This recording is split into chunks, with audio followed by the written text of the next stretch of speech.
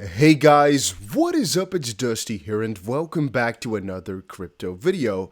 And this video is actually quite urgent. I have a couple of things to show you that are quite contradictory but detrimental for the crypto prices. There's a couple of things that are already happening right now as we speak and a couple of signs that showcase that something very big might be happening in the crypto space very soon.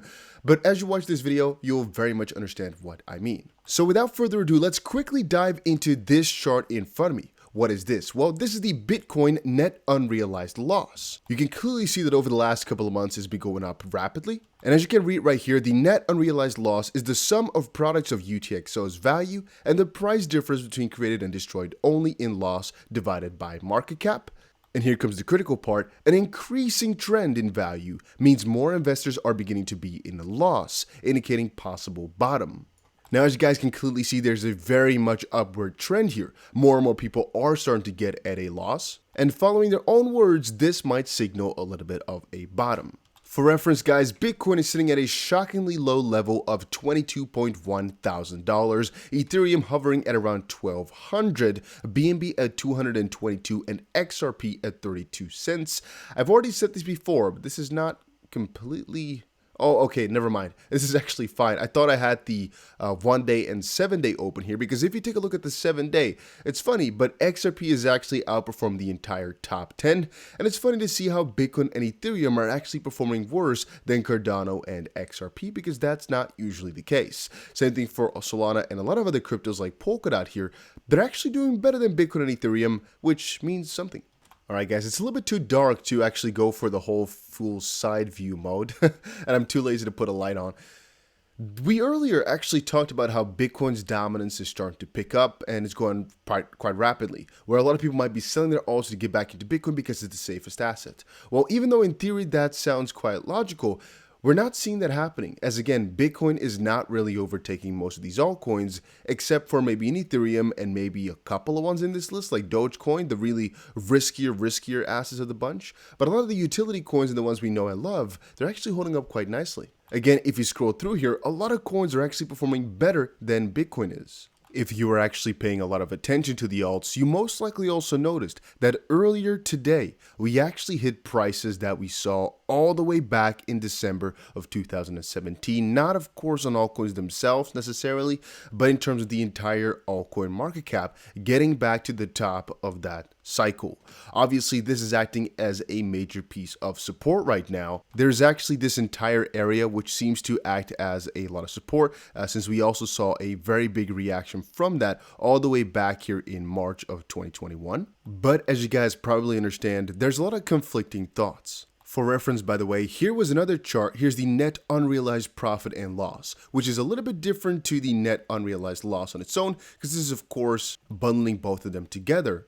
It reads here that it's the difference between market cap and realized cap divided by market cap. Assuming that the latest coin movement is the result of a purchase, NUPL indicates the total amount of profit and loss in all the coins represented as a ratio. It could be interpreted as the ratio of investors who are in profit, values over zero indicate investors are in profit, and an increasing trend in value means more investors are beginning to be in profit.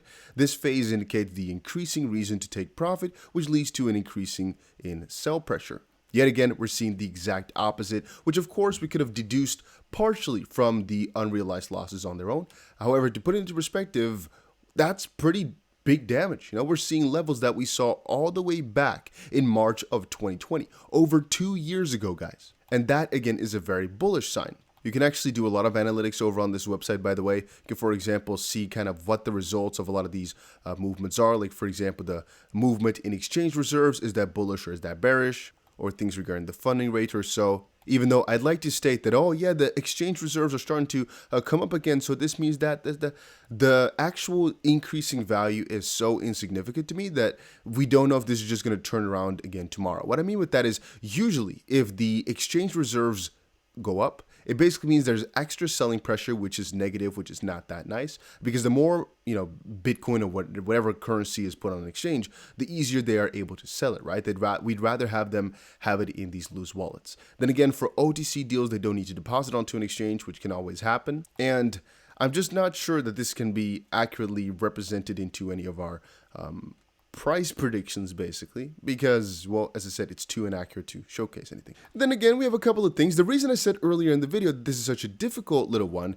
is because of a lot of the FUD that's going around in the space. You guys probably know I like to nuance things. I'm always keeping it real with y'all, always. So whenever I think something is good, I'll tell you. If I think something is bad, I'll tell you as well. I told you guys earlier, we're waiting for one very big event, which is the FOMC meeting from the Fed. And then I also told you guys there's a good chance that the stock market is just going to act negatively because there's not really any bullish sign except for just bottoming out after so many gaps and so many days of negativity in a row. But that's just betting on the odd day out. It's kind of like roulette. Then again, I also told you guys if the stock market opens negatively from the get-go, expect Bitcoin to act negatively too. Since it was a little bit of an iffy-wiffy type of day on the stock market, Bitcoin saw the same fate, and that is kind of set in stone for ourselves that Bitcoin and the stock market will most likely react to the news of the FOMC meeting like we anticipated. And to remind you guys of what this all means, 0.5% would basically be... Never mind, let me take a step back. We have some crazy inflation over in the US, and what the Fed usually does is they increase the interest rate to kind of combat this inflation. However, the higher you put the new interest rate or the more you add to it, the worse that the economy does for reasons I explained earlier in my videos.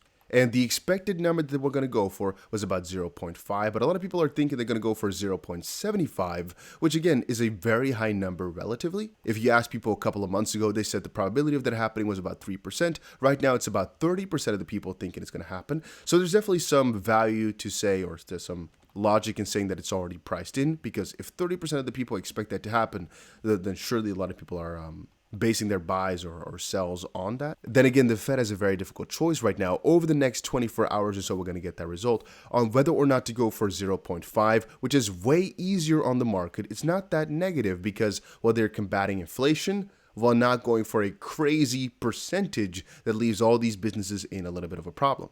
However, a lot of people are expecting if they go for 0.5, they won't be able to combat inflation. So they have to go for 0.75, but that would be more negative on the markets and that would lead a recession to come in. All right, guys, Bitcoin actually just ended the day about a minute ago. I was actually waiting to make this video for that specific close because it has been extremely negative in terms of that it's red. If we're actually talking about price action, we did not move that far right now. We are basically bottoming out at about $22,000, even though over the day, we went significantly lower on a lot of different exchanges. You can see the lowest point here over on Bybit was about 20.8 thousand. But you guys understand, right? If the Fed meeting, whatever comes out of that, they're also going to do one important thing, which is their future expectations for inflation, but mostly for interest rate hikes and whether or not it's going to be necessary, to what degree. And this is what people base a lot of things on. So whatever comes out of that meeting, the higher the number, the more negative you should get, is my own thought process. But generally speaking, we are expecting a couple of higher numbers. And even though the higher numbers are better for the markets over longer periods of time, it's an iffy. It's like both of them have their benefits, both of them have their cons. And it's very hard to say whether or not, which of the two is the best because we don't know the full conditions of the market. We know what's been spoon-fed to us, but a lot of this stuff just doesn't really make a lot of sense. In example, that the inflation that they market and that they talk about, this 8.6%, this 8 point whatever percent, that's relatively low for the actual feel onto the people, right? It's the actual inflation, between quotations, of what they measured. But the actual increase in price, we talked about this before with the CPI, right? People are noticing the very big differences. So these interest rate hikes, even though they're very negative and kind of kicking a recession, they might very well be the best option. I, however, do not want to stray too far away from the topic. The reason I'm saying that this is so conflicting is because, well, even though a lot of these on-chain analytics are showing a lot of positive signs, most of our charts that I showcased earlier today are showing negative signs. Again, we broke out towards the downside. Every single one of our models over on weeklies and whatnot, they're all breaking down. A lot of people are also referring to this core 200 EMA over on the weekly that we now finally have also broken down below. Again, I'm actually not sure that that's the most important level, mostly because we've actually broken below it a ton of times. That didn't really mean too much over the longer term. However, it is nice to add on. Most of them showcase the exact same picture and exactly what we predicted. That is, short over on the short term is the most safe scenario. A long position over at this bottom is definitely worth a shot. Because even right now, with the price action, it's really different from what we saw the last couple of days. We're actually starting to see a little bit of a bottom. And I think it's actually even a little bit more apparent over on XRP, where you can clearly see we're starting to range upwards just a little bit. And things are looking quite juicy as of this point. So where does the contradiction come in? Well, we have a lot of negative news in the crypto space. And one of the biggest factors out of all of this is this right here. Celsius insolvency rumors swirl. After company pauses withdrawals, Nexo offers to buy firm's assets. You've most likely already heard this news. I wouldn't be surprised because it's not the newest news out there, and I even covered it yesterday in the video. The reason I talk about it again, though, is because whatever comes out of this situation could have detrimental effects to every single crypto. And that's because there's $1.3 billion worth of assets, worth of crypto assets, locked inside of there. People are thinking they're going to sell everything onto us. Some other people say they're going to most likely go for an exit scam. There's a lot of theories going around over on Twitter. And all I know for certain, is that they're looking at the Luna situation and they don't want to have that, guys. Just know that Celsius is most likely doing everything in their power to make sure that every holder is good. And that's why you shouldn't look at this withdrawal stop as a really bad thing necessarily. Because you might see it like this, like, oh no, they stopped me from taking my money out. That's really bad because they might scam us soon. Maybe if they actually made people continue to be able to withdraw, they wouldn't be able to pay people back and they'd have a serious problem. The only issue I have with this whole situation, though, is if people can't actually pay their loans back, which leaves them to get liquidated or lose a lot of money, basically. That's the only problem I have with the whole account feature being disabled at some stuff as well or so. Again, I'm not 1,000% sure what the issues are behind them because it's been a little bit vague. If you guys remember, we talked earlier about a couple of different scenarios in which the DeFi space could definitely be hurt rather significantly, mostly having to do with Ethereum and the collateral. Fun fact, we also saw Justin Sun defend the USDD, I believe is the stablecoin's name, the algorithmic stablecoin that's based upon Tron's peg, by investing a couple $1 billion into defending it because, of course, Tron's value was dropping like a freaking, at least like it's hot, I guess. But to give you guys some food for thought, Gergevin said, breaking, head of lending at Celsius is an ex-star with only prior experience of being a shoe designer. She started as marketing intern and became head of lending overnight. How does an adult actor with no finance experience start managing billions of dollars overnight? And then BitBoy came in with a little story, which I don't want to read out to you guys fully. But there's two things to be said about it. One, you can't necessarily judge somebody's current position based upon their past. I firmly agree with that. And the second one, rightfully so, people are wondering, well, where did she get the experience? How does she know exactly how to do it? And is this part of why things went wrong? And it's actually bringing me back to Luna's situation as well. This guy was not actually new to running companies whatsoever. You guys all saw it, right? Do Kwon is not new to the crypto space. He's not new to running companies. However, we noticed that the whole Luna UST breakdown, well, it was mostly due to inexperience. Now, again, I don't want to look very far into all the past as to what she's done or whatnot, because I don't really care too much for it. It's mostly about whether or not she was adequate for this role, and that I'm not the one to judge for, because maybe she hasn't written the whole history there. Maybe she's being heavily guided. Maybe it's just a role for tax purposes or for her house or whatnot, and she doesn't actually do anything. I don't know. Maybe, for example, when she was working as an assistant for the last couple of years, she was basically taking over all the roles from her upper, and all of a sudden she became the, like one layer under the head of institutional lending, and then she became the head of institutional lending. There's a ton of explanations for it. All of them make a little bit of sense, and all of them kind of don't. Then again, a lot of my friends, they're extremely wealthy, have hundreds of millions of dollars, and they never went to college, for example. So, it doesn't necessarily define anybody by what degrees they have or what quote-unquote experience, because she could have gotten all of this within a couple of years and done amazing. Nobody at that point would have complained, right? It's only about when things go wrong, and that might be what's going on right now. But let's conclude right here. The way in which they're doing things is actually rather smart. It's mostly regarding the fact that they are being really open with the community of saying, hey, we're trying to fix it, we're trying to fix it, we're trying to fix it, we're trying to fix it, we're trying to fix it. And the reason I'm saying that's smart is because we saw earlier regarding Luna that the best way to approach this is by being as transparent as possible and as quickly as possible to react. One of the things they did really well, I think, is to just close everything off to make sure people weren't losing a crazy amount more. Again, the only part I don't fully understand is how people's loans in that work. But it could be that they're waiting for the markets to become a little bit better so that they can pay people back. There could be something else going on there, but I'm thinking they're just waiting for the markets to either recover a little bit or for things to calm back down so we're not dropping like 25% in one day anymore. It's also being said that there's a couple of different investigations opened by the SEC. Captain Nasdaq said here, maybe the name is giving me some shivers right there. I'm not so sure if this is 100% truth. Take this one with a grain of salt. The SEC has opened 2 new investigations into crypto trading network Celsius, an enterprise software company MicroStrategy, led by Bitcoin maximalist Michael Saylor. Representatives from both companies declined to comment. Not 1,000% sure on that, but it could very well be so. I mean, you got to understand that these investigations are most likely ongoing anyway. The only question is, are they public, so to speak, or is it just happening behind closed doors? We already know it's happening, though. And I also wonder how the situation with Nexo is going to work, as Nexo basically said, hey, we're trying to, come on in and help you guys out. Are you ready for it? I'm not sure if they responded to that one just quite yet either. But oh my days, is there a lot of FUD right now. It is crazy. Celsius reportedly transferred $300 million worth of crypto to FTX before announcing they would halt all trading and withdrawals on the platform. That's a major amount of FUD. Could be true, could not be true. We don't know what it means. Absolutely no idea. Some people are calling out the scam card because they did not stop deposits from coming on in, or the Ponzi scheme card basically, because again, it's a lending platform, borrowing and lending platform. The fact that you can earn on there, but they can't pay you out, so to speak, is getting people worried and calling Ponzi scheme. They themselves said, to clear up any confusion, Celsius did not go for a Celsius 2.0 token. And wait a minute. I haven't actually checked out the Celsius token. I know they have their own token.